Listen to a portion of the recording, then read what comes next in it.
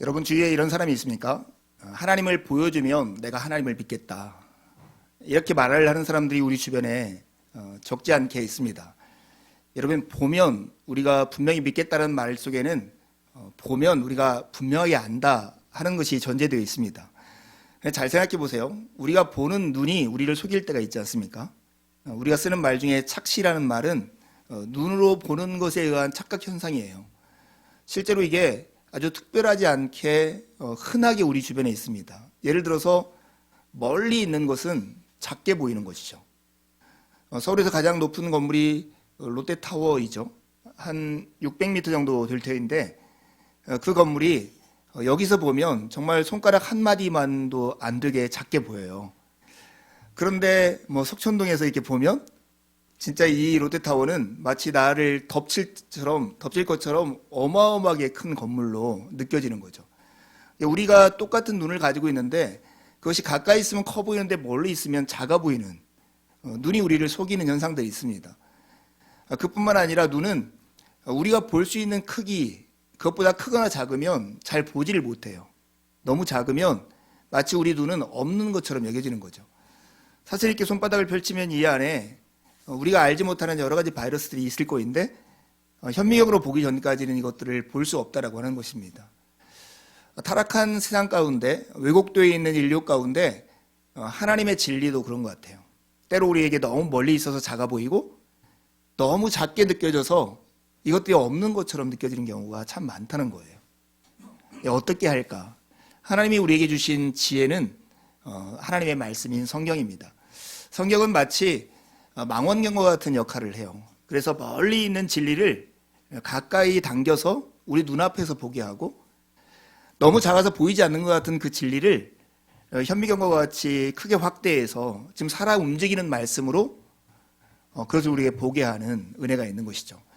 오늘 우리가 함께 읽은 이 말씀도 그런 역할을 합니다. 특별히 하나님이 우리에게 베푸신 그 사랑이 어떠한가를 현미경으로 확대해서 우리 눈앞에 분명하게 펼쳐 보여주는 그런 말씀이 오늘 말씀이에요. 사도 요한은 이렇게 말해요. 실로 놀라운 사랑이 아닐 수 없습니다. 실로 놀라운 사랑이 아닐 수 없습니다. 그 사랑이 무엇인데요? 그것은 바로 우리가 하나님의 자녀라고 불리게 되는 것입니다. 이렇게 말을 하는 거죠. 여러분, 감추었던 하나님의 사랑이 이 책을 펴듯 이렇게 펼쳐져 가지고 우리에게 이렇게 제시된 하나님의 사랑의 가장 대표적인 것이 십자가입니다. 십자가는 하나님의 사랑이 어떠한가를 우리에게 우리의 눈높이에서 우리의 눈으로 볼 수 있도록 하나님께서 펼쳐 보이신 것이죠. 그 사랑의 결과 우리에게 주어져 있는 가장 분명한 증거, 하나님 우리를 사랑하셨다는 증거는 뭐냐면 우리가 하나님을 아버지라 부르고 우리가 하나님의 자녀라는 신분을 가졌다고 하는 거예요. 이것은 기독교 신앙, 내가 믿음을 가지고 있다라고 하는 것을 측정하는 가장 중요한 기준입니다. 하나님 아버지께서 당신의 사랑을 우리 앞에 펼쳐 보이셨고 그 결과 우리가 바로 하나님의 자녀가 된 것입니다. 여러분, 우리의 눈은 늘 희망을 쫓아서 움직입니다. 좋은 것, 우리가 기대하는 것을 향해서 눈은 늘 움직이기 마련입니다. 우리의 생각은 우리의 마음의 눈과 같습니다. 그래서 우리의 생각도 늘 기대하는 것, 좋은 것, 희망을 쫓아서 움직이는 것입니다. 우리 스스로가 무엇을 생각하고 있는가를 돌아봐야 할 이유가 여기에 있는 것이죠. 여러분, 우리가 흔한 말로 이런 얘기 있죠. 안중이 없다. 안중이 없다. 눈 안에 그것의 실체가 담겨 있지 않다. 이 말을 잘 생각해 보세요. 최덕신이라고 하는 음악가가 계신 주님이라고 하는 찬양을 작곡했는데 그 가사에 보면 이런 게 있어요. 나의 앞에 계신 주님, 나의 눈동자에 주님이 있게 해 주십시오. 이럴 때 내가 세영이를 바라보면 세영이가 내 눈동자에 비춰져 있는 거죠. 이게 안중에 있는 거예요. 누구의 안중에 있는 것은 그 사람의 희망을 담고 있는 거예요. 여러분의 안중에 예수 그리스도와 그분의 사랑이 있습니까? 이게 오늘 이 말씀 앞에서 던져야 할 질문입니다. 여러분, 지금 우리가 누리고 있는 하나님의 자녀라고 하는 이 신분은 주님께서 이미 우리에게 베풀어 주신 그 사랑 때문에 이루어진 결과입니다. 하나님께서는 이 사랑으로 우리를 품으셨고 지금도 우리를 주님의 자녀답게 이렇게 빚어가고 계세요. 여러분은 이 사랑을 느끼고 깨닫고 늘 기억하며 살아가고 있습니까? 예전에도 한번 여러분들에게 말씀드린 적이 있는데요. 제가 한 20여 년 전에 한 6, 7쌍의 부부가 함께 모여서 하는 성경 공부 모임을 했었습니다. 그냥 GBS라고 해가지고 문제를 내고 성경을 읽으면서 서로 이렇게 푸는 방식으로 성경을 공부했어요. 근데 그 중에 한 자매가 늘 자기의 이야기를 할 때마다 시작하는 말이 있어요. 저는 아무것도 모르는데요. 아마 제가 말하는 건 틀렸을 거예요. 저는 너무 부족해요. 자기 발표할 때마다 늘 그런 얘기를 하는데 사람들이 들으면서 아니에요, 잘하세요, 맞아요 막 이렇게 말을 해도 그 말을 받아들이지 않는 거예요. 근데 이것이 너무 매번 반복되니까 그 남편이 무엇인가 이야기를 해주고 싶었는가 봐요. 어느 날도 아내가 저는 너무 부족해요, 잘 모르는데요 이렇게 시작하자 남편이 딱 말을 끊더니 이렇게 하는 거예요. 여보, 당신은 당신이 생각하는 것보다 훨씬 더 괜찮은 사람이야. 저는 이게 한 20여 년 지난 얘기인데도 그때 장면도 생각나고 그 말이 늘 기억나요. 당신은 당신 생각하는 것보다 훨씬 더 괜찮은 사람이야. 실제로 그 모여있는 사람들 중에 사회적으로 가지고 있는 이렇게 뭐 위치나 이런 것들이 그 집이 나쁘지 않았어요. 좋았어요. 남편은 한의사를 하고 있고 그 아내는 대학에서 미국사를 강의하고 있는 교수였거든요. 그런데 매번 자기를 이렇게 표현을 계속 하는 거예요. 그래서 우리가 이제 한참 웃고 기뻤던 기억이 있어요. 여러분, 이 설교를 준비하면서도 여러분에게 이런 얘기를 하고 싶어요. 예수 그리스도를 믿고 주님을 따르는 여러분은 여러분이 생각하는 것보다 훨씬 더 괜찮은 사람들이에요. 여러분이 얼마나 소유를 가지고 있었기 때문에가 아니고 여러분이 어떤 사회적 신분이나 권력을 가지고 있다거나 학문적 성과를 냈기 때문에 그렇다는 말이 아니에요. 하나님이 여러분의 아버지가 되어주셨고 여러분이 하나님의 자녀이기 때문에 그 이유 하나 때문에 여러분이 생각하는 것보다 훨씬 더 괜찮은 사람들이에요. 이것을 여러분이 믿음으로 받아들이는 이 시간이 되었으면 좋겠습니다. 타 종교를 가지고 있는 사람도 알고 있는 CCM이 있어요. 이게 뭘까요? 광고에도 쓰였던 노래, 당신은 사랑받기 위해 태어난 사람. 이 곡은 아마 대한민국 사람 모두가 알고 있는 찬양일 거예요. 이 말을 거꾸로 한번 생각해 보세요. 이 말이 모든 사람들에게 공감을 가지고 고개를 끄덕이었던 이유가 뭘까요? 그러고 싶다는 욕망이 있는 거예요. 사랑받기 위해 태어난 사람이고 지금 내가 사랑이 필요하고 나는 사랑을 받고 싶다는 마음이 있는 거죠. 어거스틴은 하나님의 사랑으로만 채울 수 있는 마음의 빈자리가 모든 사람의 마음속에 있다고 얘기했어요. 인간에게는 그래요. 하나님의 사랑으로만 채워주는 마음의 빈자리가 있는 것이죠. 근데 그리스도인은 이 마음의 빈자리가 하나님의 사랑으로 이미 채워져 있는 존재라는 거예요. 우리는 하나님의 자녀입니다. 그래서 우리가 가지고 있는 직업, 우리가 가지고 있는 소유, 우리가 가지고 있는 권력, 우리가 가지고 있는 인기와 관계없이 우리가 생각하는 것보다 훨씬 더 괜찮은 사람들이에요. 여러분, 비만인 사람들이 가지고 있는 단점 중에 하나가 뭐냐면 마음의 허기죠. 실제 배고픈 게 아닌데 그냥 이상하게 배고픈 것처럼 뭔가를 먹어야 하는 거예요. 남 얘기하는 게 아니라 제 얘기하는 거거든요. 저녁이 되면 왜 이렇게 뭔가 궁금해서 먹고 싶고 이걸 채우고 싶은지. 사실은 배는 이미 충분하게 불러있는데도 불구하고 마음의 허기로 이걸 늘 찾는 거예요. 건강하지 않은 거죠. 우리가 하나님의 사랑으로 내가 충분히 채워져 있다는 것을 깨닫지 못하면 세상의 화려한 유혹들 앞에서 마음의 허기를 느끼면서 그것들을 추구하게 돼요. 여러분, 우리는 하나님의 자녀입니다. 우리의 영혼의 빈자리는 하나님의 사랑으로 채워져 있습니다. 그러기에 우리는 우리가 생각하는 것보다 훨씬 더 괜찮은 사람들입니다. 나 때문이 아니라 그분의 사랑 때문에 그렇습니다. 여러분, 오늘 말씀을 통해서 여러분에게 전달하고 싶은 게 이거예요. 하나님의 사랑이 얼마나 큰가, 그 주어진 사랑 때문에 우리가 어떤 존재가 되었는가를 두 가지 대조를 통해서 여러분에게 펼쳐 보이고 싶어요. 하나는 망원경으로 이미 옛날에 있었던 어떤 사건들을 끌어다가 우리가 함께 보고 싶어요. 그건 뭐냐면 하나님이 그분의 그 사랑을 우리에게 베푸시기 전에 우리의 모습이 어떠한가를 보기를 원하는 거예요. 그건 바로 한마디로 하면 고아와 같은 그런 자리에 있었다는 거예요. 하나님은 우리를 창조하셨습니다. 그때 창조하실 때 우리를 하나님의 형상대로 창조했습니다. 하나님의 형상대로 창조되었다고 하는 것은 하나님과 같은 인격을 가졌다고 하는 의미이기도 하지만 하나님의 위임을 받아서 하나님의 통치를 이 땅에서 대행하는 그런 사람으로 부름을 받았다는 것입니다. 하나님의 다스리는 방법은 세상과 같은 권력으로 힘으로 누군가를 억압하는 방식이 아니라 사랑과 섬김으로 누군가를 격려하고 위로함으로써 온전케 하는 것이 하나님의 통치의 방식입니다. 그래서 인간에게 주어진 가장 크고 으뜸 가는 계명이 하나님을 사랑하고 이웃을 사랑하는 거예요. 이렇게 창조된 인간, 그러나 우리의 현실을 보면 실제로 그렇게 살아가고 있는가? 결국 그렇지 않다는 거죠.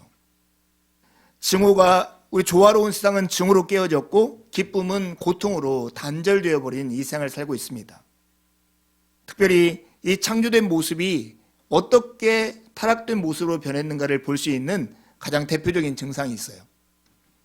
그것이 바로 욕심입니다. 여러분, 하나님 대신에 나 자신을, 이웃 대신에 그것을 사랑하는 사람으로 인간이 변질된 거예요. 욕심이라고 하는 것이 딱 이런 거죠. 나 자신을 만족시키려고 어떤 것, 그것을 내 것으로 소유하고 싶어하는 마음이 욕심입니다.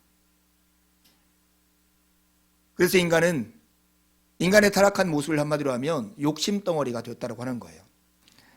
한번 생각해 보세요, 여러분. 하나님으로만 채워지는 빈 공간이 있는데 하나님과 관계가 단절됐다고 생각해 봐요. 죄의 본질은 어떤 행동 이전에 하나님과의 관계가 깨어진 그 상태를 죄라고 그래요. 그러면 당연히 와야 할 하나님의 채움이 내게 없으면 인간이 느끼는 첫 번째 경험은 부족함을 느끼는 거죠. 부족함을 느끼면 사람들이 어떻게 다음 행동을 할까요? 욕심을 부리는 거죠. 욕심이 나면 힘이 강한 사람은 폭력을 가해서 남의 것을 빼앗고 힘이 약한 사람은 누군가를 속여서 남의 것을 빼앗게 되어 있습니다. 누군가를 빼앗으면 빼앗긴 사람과 빼앗은 사람 사이에서는 갈등과 다툼과 분열과 폭력이 악순환될 수밖에 없는 것입니다. 이것이 죄가 가져오고 있는 인간의 고난과 악의 현실의 메커니즘이에요. 하나님을 떠나면 부족을 느끼고 부족은 욕심을 만들고 욕심이 폭력과 거짓을 만들고 그것이 바로 갈등과 다툼으로 이어지는 그런 세상 가운데 우리가 살고 있지 않습니까? 이 욕심이라는 것은 늘 짝퉁 하나님을 만들어서 그것들을 추구하고 섬기게 만들고 이웃을 목적이 아니라 수단으로 만들어서 그들을 이용해 먹으려고 하는 그런 잘못된 행동으로 우리를 이끌고 있습니다. 여러분 주위에 이런 손을 가지고 있는 사람 봤어요? 이렇게 손이 이렇게 굽어져가지고 펴지지 않는 사람. 요즘은 이런 장애가 별로 없는데 저 어렸을 때도 많이 봤던 것 같아요. 이런 손을 조막손이라고 하죠. 손가락이 없거나 손가락이 굽어서 이렇게 펼 수 없는 손을 조막손이라고 그래요. 어거스틴은 인간의 죄인된 모습을 이렇게 비유했어요. 마음이 자기에게로 굽은 사람. 마음이 자기에게로 굽어 있는 사람. 무슨 일 하든 무슨 생각을 하든 어떤 행동을 하든 자기만을 생각하고 자기 쪽으로 마음이 굽어 있는 사람이 바로 죄인의 모습이라고 하는 거예요. 외부로 사랑을 표출하지도 않고 하나님을 바라보지도 않을 뿐만 아니라 자기만을 바라보고 자기에게 갇혀있는 악마와 같은 존재. 그러니 죄인은 영적으로 보면 모두 다 하나님을 아버지라 부를 수 없는 고아들과 같은 존재다. 이렇게 말할 수 있습니다.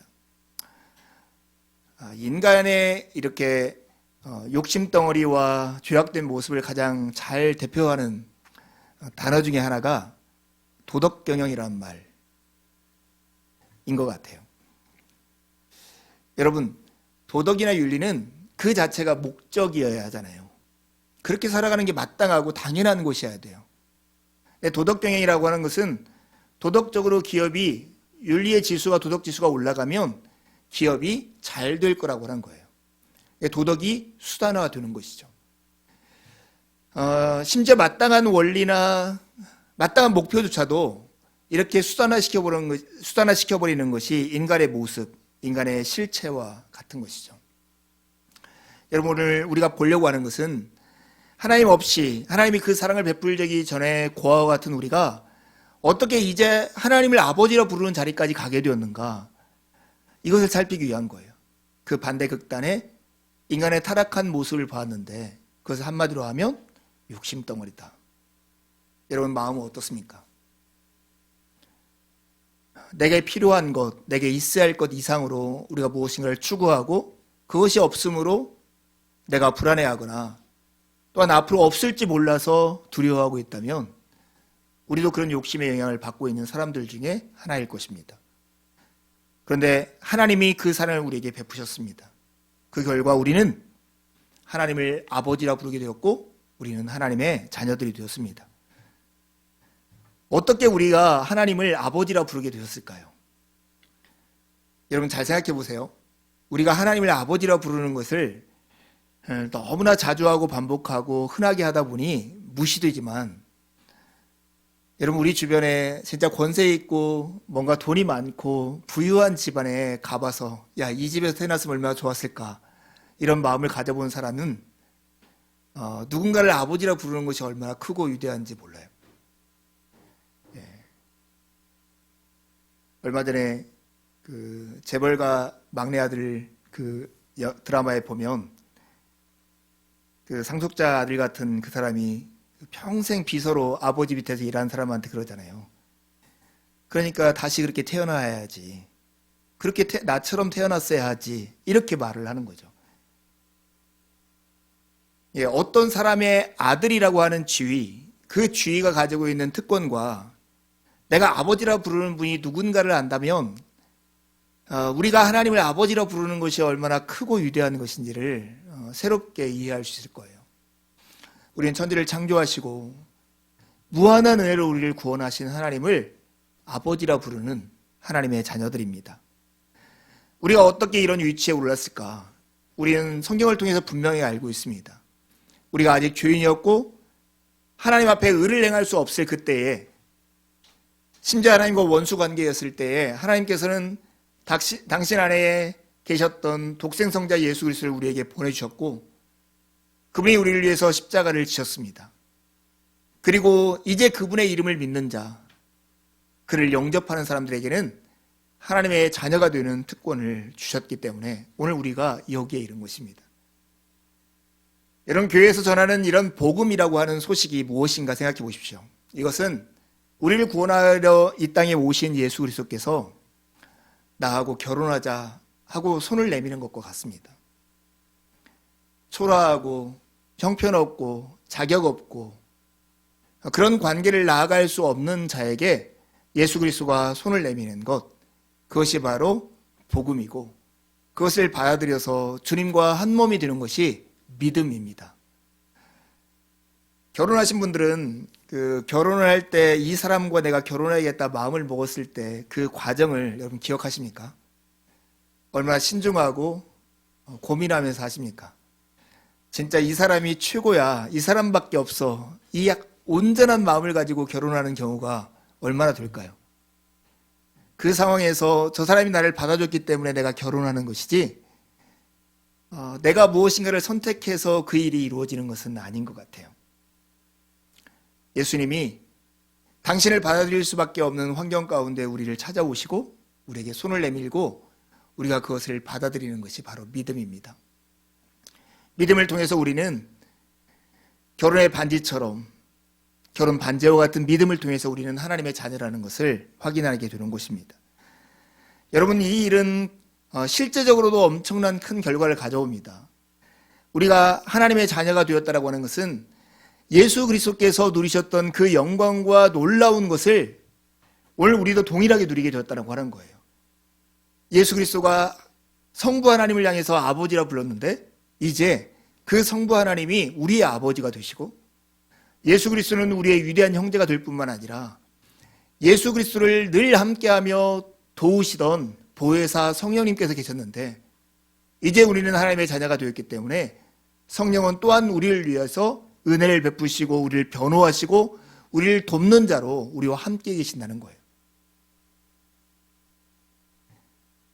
이게 얼마나 크고 놀라운 사실입니까? 이것을 저기 멀리 있는 신앙의 선배들이 아니라 지금 여기에 있는 여러분이 누리고 있는 특권입니다. 여러분은 이것 때문에 여러분이 생각하는 것보다 훨씬 더 괜찮은 사람들이다. 이렇게 말씀드리는 것입니다. 예수 그리스도는 바울 사도는 예수 그리스도와 합하여 세례를 받은 것을 그리스도로 옷을 입었다 이렇게 표현을 했습니다.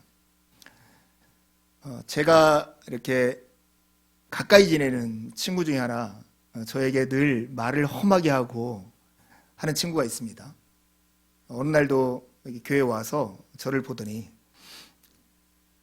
이렇게 진실된 말을 하더라고요. 너는 뭘 입어도 티가 안 난다. 뭘 입어도 태가 안 난다.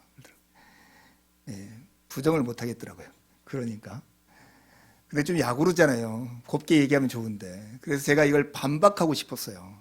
그래서 야 생각해봐라. 송중기라고 하는 유명한 배우가 있어. 근데 그 친구가 좋은 양복을 입었어. 그 양복을 입었기 때문에 송중기가 멋있어지냐? 아니면 송중기가 그 양복을 입어줘서 그 양복이 더 가치가 올라가냐? 여러분 전자입니까? 후자입니까? 후자이기 때문에 송중기를 모델로 쓰겠죠. 나는 그런 사람이야. 응? 내가 무슨 옷을 입거나 그래서 내가 멋있어지는 사람이 아니라 나는 내가 입기 때문에 그 옷이 멋있어지는 사람이야. 이렇게 말을 했어요. 여러분 그리스도인이 그래요. 그리스도인은 내가 얼마라는 돈이라고 하는 옷을 입었기 때문에 근사해지는 사람이 아니에요. 내가 어떤 위치에 올라갔다는 것 때문에 명예롭기 때문에 근사해지는 사람이 아니에요. 내가 얼마나 권력을 가졌기 때문에 인기가 있기 때문에 근사하고 멋있어지는 그런 양복을 입었다고 멋있어지는 사람이 아니라고요. 그리스도인이기 때문에 그가 살아가는 집이 귀해 보이고 그가 입었던 옷이 귀해 보이고 그가 탔던 자전거가 멋져 보이는 그게 진짜잖아요. 그래서 여행 가가지고 괴테 하우스에 가서 괴테가 썼던 화려된 볼펜을 보고 귀하게 여기는 이유가 뭐예요? 괴테가 썼기 때문에 그래요. 그 오래된 것도 가치가 있는 이유가 그거죠. 우리는 우리가 입으려고 하는 이 세상의 가치들, 이 세상에 속한 것들로 입었기 때문에 존귀해지는 사람이 아니라 우리가 하나님의 자녀이고 우리가 하나님의 아버지라고 부르기 때문에 그런 존귀한 자로 그렇게 괜찮은 사람으로 하나님께서 우리에게 은혜를 주셨기 때문에 우리가 무슨 일을 하든 어느 정도 소유를 가지고 있던 어느 정도 인기를 가지고 있던 상관없이 그 모든 것들을 빛나게 할 수 있는 사람들이다 하는 것을 잊지 마십시오. 우리는 그리스도로 옷을 입은 사람들입니다. 여러분 죄의 본질은 인간이 하나님을 대신하려고 그 자리를 빼앗으려고 하는 행위였습니다. 구원의 본질은 하나님께서 그런 인간의 자리까지 찾아오신 거예요. 인간이 감히 하나님께나 합당한 자리로 올라섰음에도 불구하고 하나님께서는 우리를 용서하시고 구원하기 위해서 우리에게나 합당한 자리까지 내려오셨습니다. 저를 봐보세요. 하나님에 대한 오해들이 우리 가운데 참 많은 것 같아요. 어떤 사람은 하나님을 너무나 두려워해서 마치 경찰관처럼 나를 감시하고 무엇인가 잘못 있으면 꼬투리를 잡아서 벌 주시는 분으로 생각하는 사람도 있어요. 반대 극단은 하나님을 너무나 마음씨 좋은 할아버지처럼 생각해서 어떤 책망도 않고 벌도 안 주시는 것처럼 생각할 수가 있어요. 근데 여러분, 이 사랑에 뿌리박고 있을 때만 하나님에 대한 이해를 바로 할 수 있어요. 이해를 바로 할 수 있어요. 저는 이번 주에 그 청년들 두 팀과 함께 대화를 할 수 있는 시간이 있었어요. 한 팀은 교회에 찾아와서 두 친구가 성경을 공부하고 싶다고 해서 제가 금요일 저녁마다 성경을 공부합니다. 언젠가 우리 교회에 함께 예배할 수 있기를 기대하는데요. 한 친구는 이 근처에 학원을 다니면서 점심시간마다 여기 와서 기도했던 친구예요. 근데 이 두 팀하고 공교롭게 이번 주 따로따로 이야기했는데 이 젊은 친구들이 예수님을 믿고 그래도 여기에 있는 이유를 이거라고 말을 하는 거예요. 지옥에 가는 것이 두려워서. 지옥에 가는 것이 두려워서. 제가 이 들으면서 생각보다 깜짝 놀랐어요. 하나님은 당신을 사랑이라고 하고 우리를 그 사랑으로 은혜로 부르셨는데 지옥 가는 게 두려워서 하나님을 사랑한다고 하면 이게 과연 진정한 사랑일까 하는 질문이 들었어요. 여러분, 그런 마음이 우리에게 출발점이 될 수 있지만 우리가 하나님을 믿고 하나님을 사랑하고 하는 그 관계는 조폭이 아름다운 여인을 공격해서 너 나하고 결혼하지 않으면 죽을 거야 하는 그 두려움에 미쳐서 두려움에 어찌할 줄 몰라서 결혼하는 관계, 그런 관계가 하나님과 우리의 관계가 아니라고요. 우리에게 모든 것을 내어주고 우리의 모든 허물을 덮어주신 그분의 사랑에 내가 마음을 내놓고 그렇게 주님과 평생을 함께하자는 서약이 믿음인 거예요. 이번 주 어떤 TV 프로를 보는데 김성근 감독이라는 그 야구 감독이 나와서 리더의 조건을 이렇게 얘기했어요. 리더는 존경받는 자리가 아니라 신뢰받는 자리다. 그 말이 머릿속에 오랫동안 남았어요. 리더는 존경받는 자리가 아니라 신뢰받는 자리다. 제가 이해하기로는 그랬어요.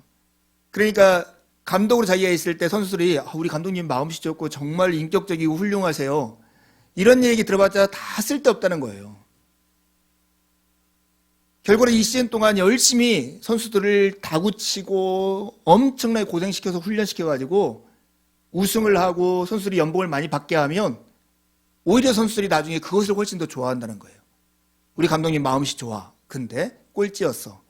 아무 쓸데없는 거라고.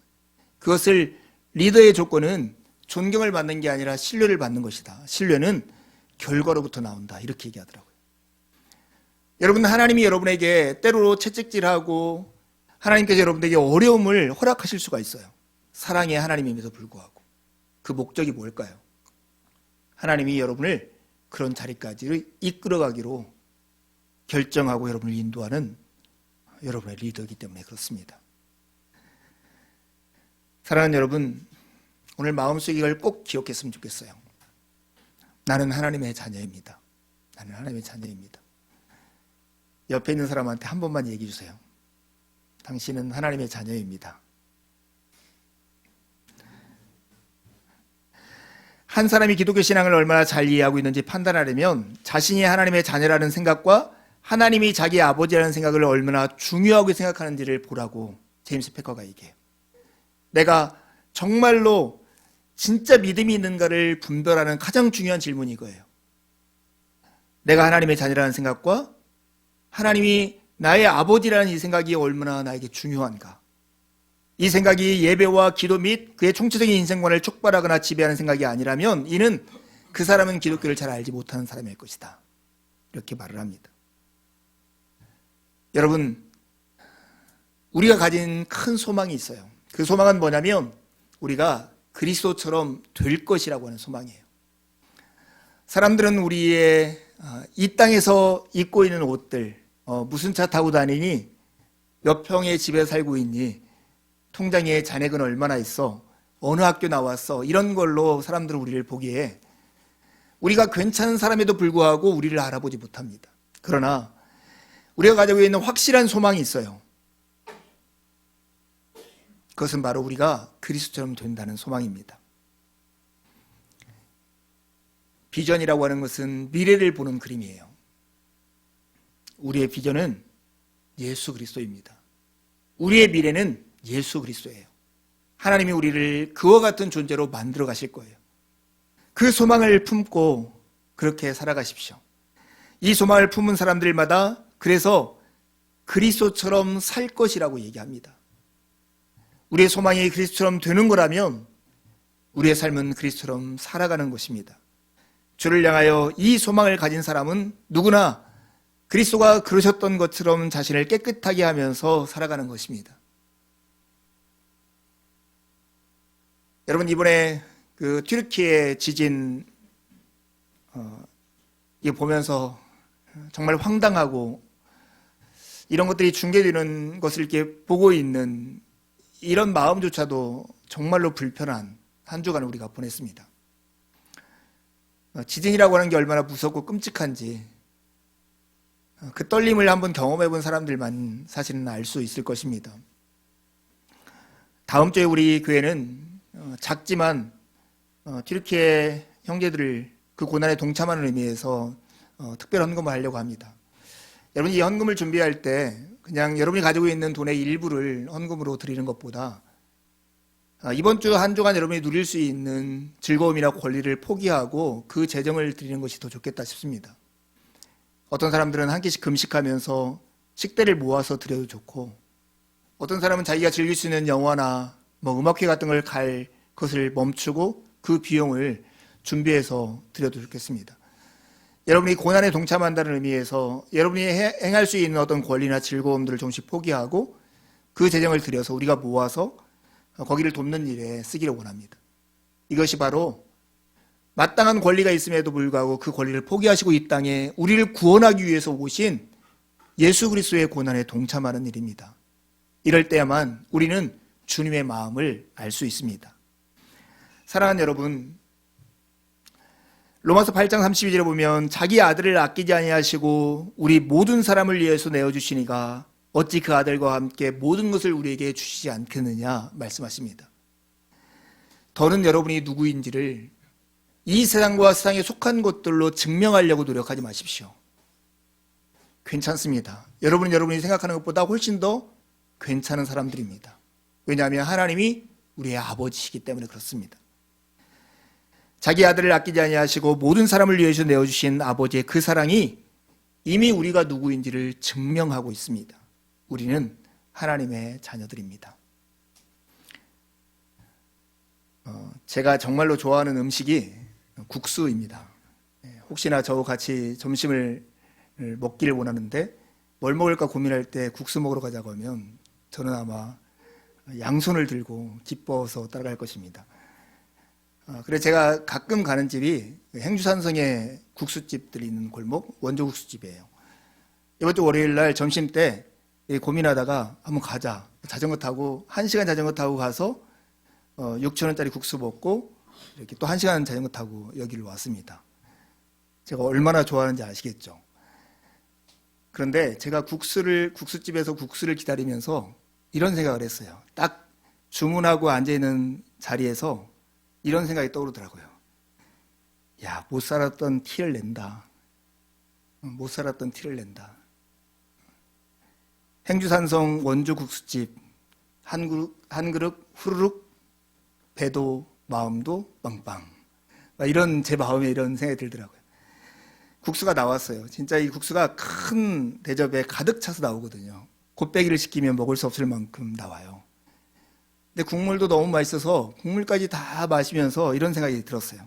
마치 주문을 외우듯이 맛있다. 저렴하다. 양도 많다. 돈 많이 버시라. 망하지 마라. 제발 이 집 망하지 마라. 제가 마음속에 이런 생각을 계속 하더라고요. 나오면서 제가 다짐을 했습니다. 내가 습관적으로 여기를 찾아올 것이다. 그래서 이 집이 절대 망하지 못하게 만들 것이다. 이런 다짐을 하고 나왔습니다. 제가 이 이야기를 하는 이유가 있어요. 우리 시대의 우리 상황 가운데 타락한 인류가 가지고 있는 본성처럼 욕심 덩어리가 되어진 세상 가운데 살고 있습니다. 마음 한켠에 욕심이 늘 있고 이 욕심이 채워지지 않으면 불안하고 두려운 마음들이 우리 가운데 있는 거예요. 그래서 우리가 어렸을 때만하고만 비교해도 지금 세상이 얼마나 부유하고 잘 살고 있습니까? 그럼에도 불구하고 서로 나눌 수 없고 서로 기댈 수 없기 때문에 늘 불안하고 두렵고 부족함을 느낍니다. 몸뚱이는 편해졌는데 마음은 불편해진 세상을 우리가 살고 있지 않습니까? 우리 몸된 교회가 작은 공동체이고 우리가 소수가 모여서 이곳에 있지만 저는 우리 몸된 교회 공동체가 원조국수집과 같다고 생각해요. 아니, 우리 교회뿐만 아니라 교회 공동체 하나하나가 이런 국수집과 같은 생각이 들었어요.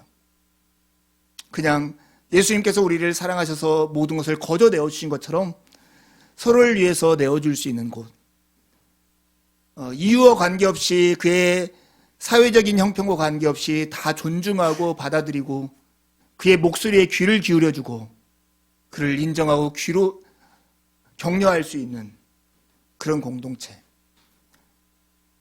만약 그렇게 하지 않으면 그것을 죄라고 말하는 공동체.